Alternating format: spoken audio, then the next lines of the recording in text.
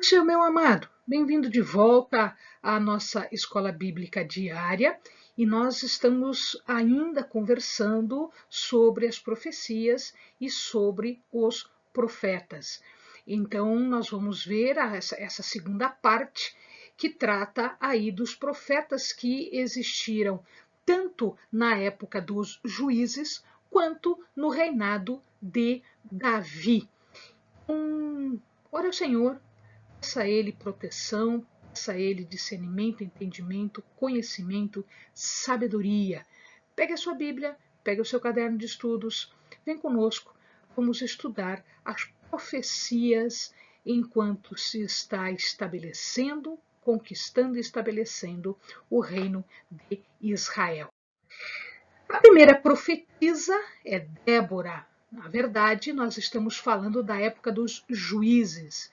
Débora era profetisa, mas era também juíza. Ela julgou o povo de Israel na sua época.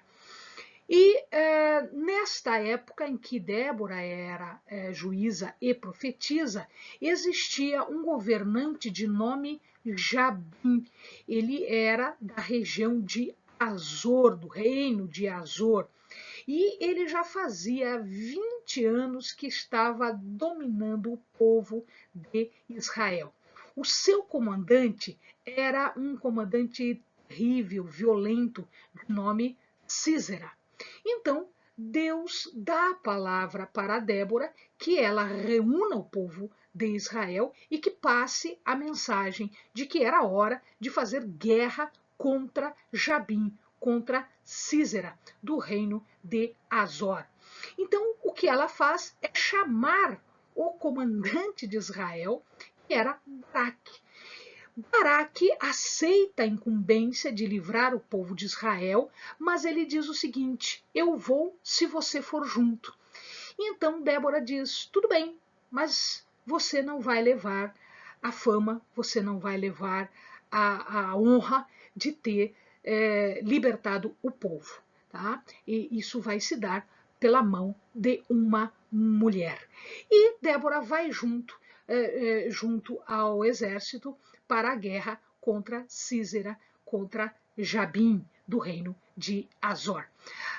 Em Juízes 4:4 está a indicação de que Débora era reconhecida como profetisa naquela época. Depois de Débora, nós vamos encontrar Samuel. Samuel é o último dos juízes, né? E ele vai ser sumo sacerdote também, tá? E ele é chamado desde muito novinho, desde muito jovem, quando a sua mãe deixa Samuel junto ao sumo sacerdote, Eli, ele fica sendo então um auxiliar valoroso para Eli. Os filhos de Eli não eram pessoas muito boas, e então Samuel assume esta posição porque Deus assim determina.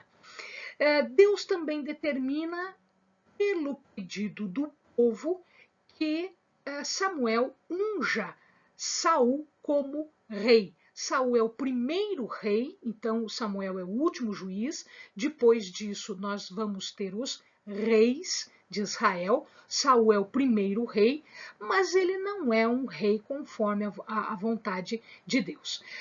Logo em seguida, ele vai prever a derrocada de Saul, o pecado de Saul e o afastamento de Saul do reinado. Ele prevê aqui, ele não sabe direito quem é, mas num determinado momento Deus indica para ele que vai ser Davi. E ele unge Davi como o sucessor de Saul. Davi então assume o reinado, né, com o povo ainda junto, o reino ainda inteiro. A previsão ou a confirmação por Deus de que Samuel era profeta está em 1 Samuel 3:20. Ele chama bastante atenção de Saul e ele unge tanto Saul como Davi como reis.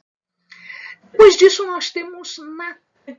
Natan do reinado de Davi. Então Davi já assume o reinado, Saul é morto, Davi assume o reinado, e num determinado momento, o que Davi faz? Essa história está contada em 2 Samuel 12. Davi acaba pecando, acaba cometendo um grande pecado com Batseba.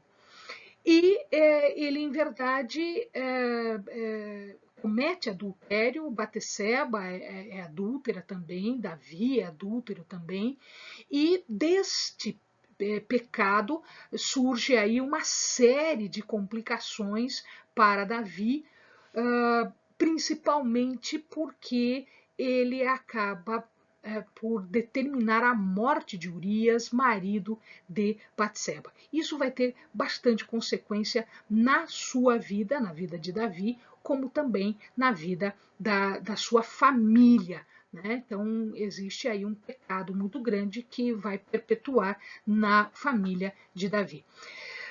Natan é apresentado como profeta, ele era sacerdote e ele é apresentado como profeta em 2 Samuel 7:2, quando ele confronta Davi sobre esse adultério e chama bastante a atenção dele sobre isso.